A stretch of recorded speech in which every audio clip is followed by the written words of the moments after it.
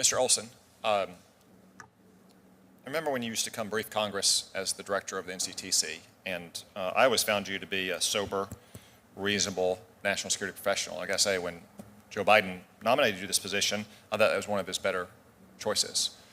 But then I started looking at what you've been up to for the last 4 years, and now I have questions about which Matt Olson we're getting.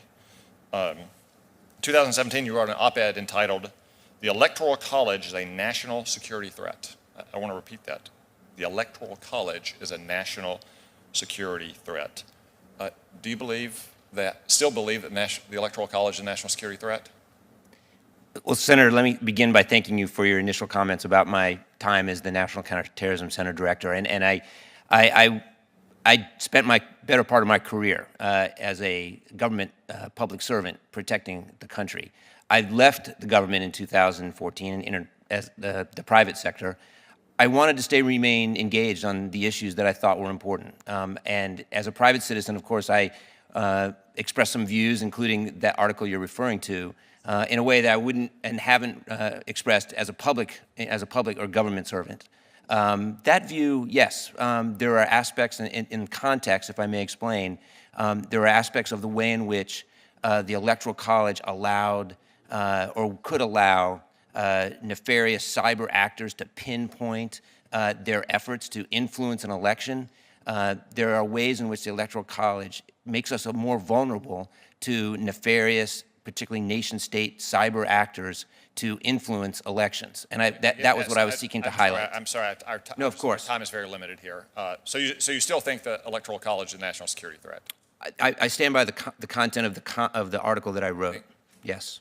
Should the Department of Justice ever bring a lawsuit to try to force states to, say, adopt the National Popular Voter Compact? Senator, I'm not familiar with any statutory provisions or proposals along those lines. Last year, in the middle of riots that caused billions of dollars of damage and had murders spiking at rates not seen in a generation, you described the situation as mostly peaceful protests. Do you think the rioting we saw last year was mostly peaceful protests?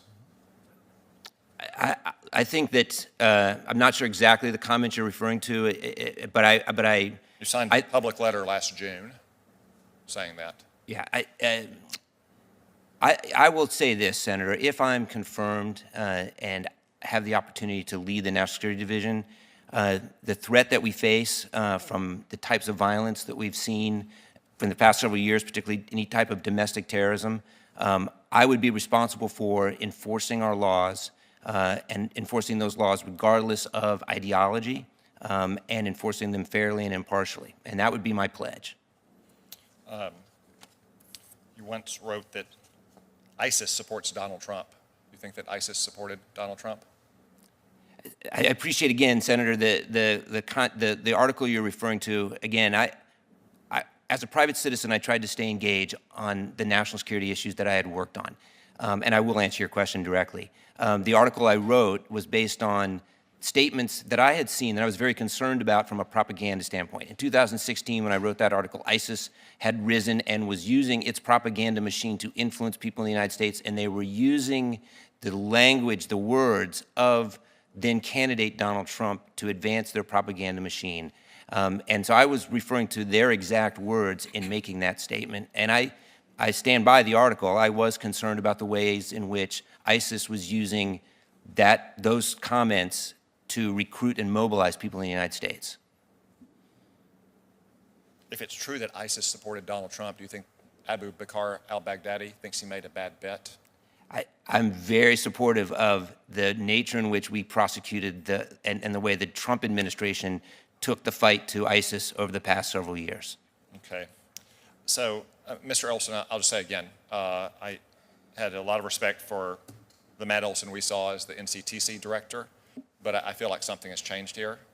Just in the last 4 years, to review what we've covered today, you've said ISIS supports Donald Trump. You referred to rioting last summer as mostly peaceful protests. You've said the Electoral College is a national security threat. It's one thing to leave government and comment on public affairs, to even be partisan, to give money to candidates of your choice and to campaign for them. But I feel like something about Donald Trump's presidency in the last 4 years sent you a little bit around the bend. So it makes me wonder which Matt Olson we're going to be getting at the Department of Justice. My time's expired.